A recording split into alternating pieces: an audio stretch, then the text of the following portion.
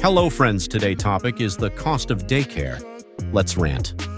So we just got our tax statement for daycare. So if anybody ever questions just the ridiculousness of childcare and how much it costs, you can just see for yourself.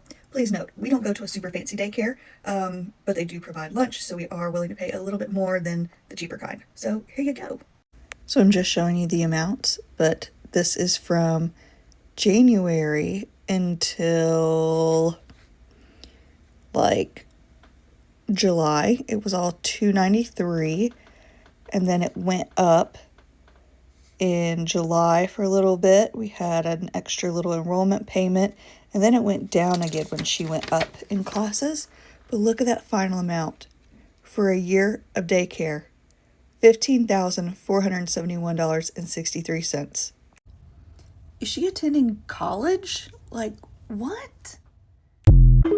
Somebody told me last week, wow, your husband must earn so much money if you guys can afford for you to be a stay-at-home mom. Let me tell you something about childcare in America. The cheapest option is in-home daycares, which range from about $1,600 to about $2,000 every month. In addition, we'd have to send wipes, diapers, formula, all the things with food. If not, pay an additional fee for food. The math as a family. And if I went back to work, and if I were to go back to work as a nanny, which is on the highest spectrum because it's a luxury service, so you do earn a little bit more money. But at the end of the day, we'd only see about $500 extra every month. So we decided as a family to cut back on a few things, and now I get to stay home with my kid, and I raised other people's kids, so it felt unfair like having to go back to work just for a measly $500 extra a month, because now my kid can have my full attention.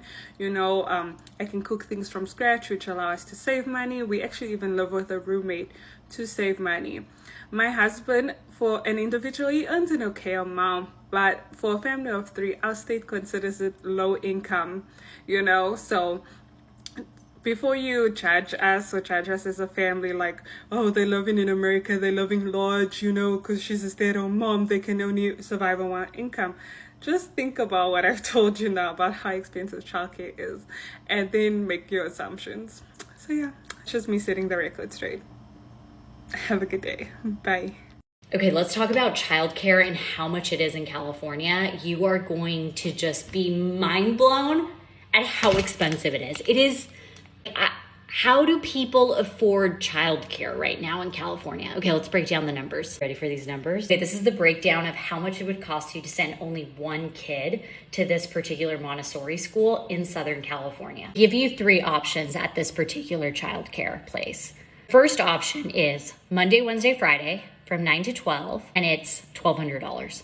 It's just crazy to think how expensive it is to send your kids to daycare in California, or any type of childcare. That $1,200 does not include diapers or lunch. It only includes 2 snacks. The second option they give you is their second program, which is Monday through Friday, so 5 days a week, but from 8:30 to 2:30, which is a half day, and that's gonna cost you $2,250 a month. Here's their third program option.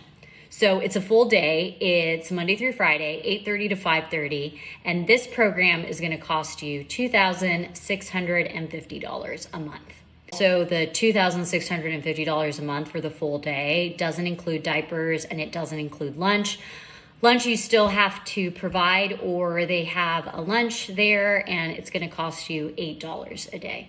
So if I was to send both boys to the school and have them provide lunch for both of them Monday through Friday, it would cost us $5,620 a month. Like, is that real? I mean, what? No. Is this real, guys? Like, $5,620. Hey, I guess I will continue the search. I'll let you know how it goes. The cost of childcare is crazy and unsustainable. I understand why nannies are paid what they are, and while I understand daycare, I want my kids to be in the safest environment possible. I'm just saying, honestly, it's crazy. And I mean that from a ratio of income to childcare. I just got an email that my 4-year-old was accepted to a daycare that we applied in 2024. I don't mean 2024. We applied in 2020 for the daycare. So 4 years later, they finally have a spot because Charlotte, North Carolina is insane for daycares right now. They said, no problem. We just need a down payment and we need a month of the daycare, $2,400. I have 3 kids under 4. $2,400, and then they'd give a discount to my second for $2,200. If you add in my third, it's going to come to about $6,800 a month for daycare that's only from 9 to 2 a day. I'd have to be providing my own snacks and everything for the babies. $81,600. At that point, it's better for me not to work. What? I feel so defeated in this economy. $82,000. If I were to make a salary and then get the taxes, insurance, and everything off of it, it would be equivalent to about a $130,000 job. What are people doing? How are they surviving? I'm about ready to sell my feet pictures. Let me know. JD Vance was asked, what are their plans for lowering the cost of childcare? Because, childcare is at an insane rate in this country right now. He says, great question, and proceeds to say, ask your parents. Ask your grandparents. What is your grandmother doing? I'm sure your grandmother's not doing anything. So have her watch the kids. That right there should alleviate the cost of childcare. Or we can lower the standard of education for people who are in childcare, so that way we don't have to pay them as much. Because you don't need someone with a degree watching your child. Why do they need a degree to babysit? So either get your grandma to do it, or let's lower the level of education for the people that will be in charge of your children. Problem solved.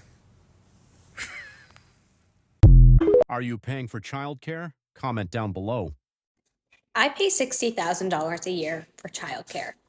And that might seem insane to many people, but here in the US, childcare is not only inaccessible, meaning very hard to come by, but also unaffordable for so many. I am obviously in a place of privilege where I can afford this, and I see an upside to having my children in childcare. But the reality for most Americans, and especially American women, because we are the ones who are looking for and financing most childcare efforts, is that it's just out of reach. And so for some context, because I think people are always shocked by the numbers, for one infant to go to daycare at my childcare center, which is a town-based recreation department childcare center, it is $23,000 a year. That's for one child to go to daycare. That alone is staggering. That number is just so large, and so many people cannot afford that. And are there alternatives? Are there home daycares? Are there nannies? Are there nanny shares? Yes. But those are also pretty expensive and very, very hard to come by.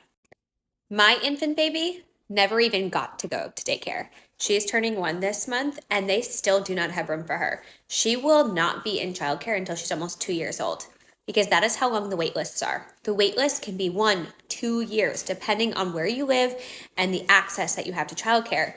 Because since COVID, so many daycare centers and nannies have left the industry. Our childcare center is struggling to find and keep teachers because they are not paid enough, and there is no more government support to help them sustain in this economy. And I think so many people look to mothers often and say it's so selfish to continue your career and to put your kids into daycare, when in reality, our country, our economy needs childcare centers so that way we can function as a society, right? We need dual income homes, not just to be able to afford life, which is true, but also to keep our world going around. Our economy relies on all of these people working. And now people are leaving the workforce because they cannot find childcare. And this is hurting women. This is not hurting most men. This is hurting women more than anyone, and it's hurting our children. And often we also forget that women are the ones providing care in daycare centers and as nannies. In all of those scenarios, it's almost always women. And so this problem, and the reason probably that it's ignored so much, is because it only impacts women and children. And it's crucial. I don't know how else to say it, but it is crucial that there is support here so that women and children can thrive in this economy, in this country, and just in general. I just declined a job offer that paid over $100,000 per year. So I got laid off by the end of 2023 and got pregnant on 2024. While I was pregnant, I was also active looking for a new job. And now my baby is born, she's 2 months old. Finally, I got a job offer, but I decided not to go. Here's why. That job required me to go on set 5 days per week. And it would take me about 30 minutes commute to the office, an hour if there's traffic. And I live in Seattle, so there's always traffic. Since my baby is 2 months old, she will need daycare. And infant daycare are so expensive. I just spent a day asking around, and the average price for an infant daycare from 8 a.m. until 6 p.m. is around $4,000 and more. So even though the job offered me more than $100,000 annually salary, but after tax, healthcare, and 401k, my take-home salary will actually just barely cover the infant daycare. Also, my baby Angelica is currently in her contact napping phase. Like during the day, if she needs a nap, she will only napping on top of me. Once I put her down in her crib, she will immediately start to cry. But if I put her in the infant daycare, nobody gonna pick her up. It's gonna just let her cry probably. So at the end, I have to say no to the job offer because the salary just cannot cut it. I also don't have the heart to send my 2 months old to infant daycare. Like, daycare in the United States is just so expensive. If my salary is less than $100,000 per year, the infant daycare will actually more than my take-home salary.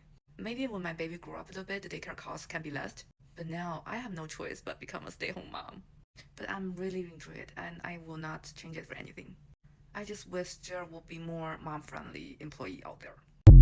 These are the states with the highest annual childcare costs. Number 5, Minnesota, with an average childcare cost of $12,954 per year. Number 4, Connecticut, with an average childcare cost of $13,052 per year. Number 3, New Jersey, with an average childcare cost of $13,367 per year. Number 2, Washington, with an average childcare cost of $13,404 per year. And the state with the highest average childcare cost is Massachusetts at $16,781 per year. With such expensive costs, is it worth it to start a family?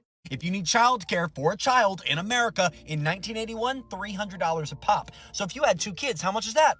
$600, exactly. If we were to raise 2 kids in America today, it would cost you $1,350 a month per child. It's $2,700 over the course of 12 months. Do you know how much that is? It's over 30 grand. If you want to have 2 kids in America and you want to work your full-time job like you have to in order to pay your childcare, you're going to be paying a full-time person's job. So in order to have a child full-time with a career, you have to have another full-time job with a career to raise your child full-time in America. Wow, childcare is a lot of money. What do you think about this topic? Thank you for watching. Until next time.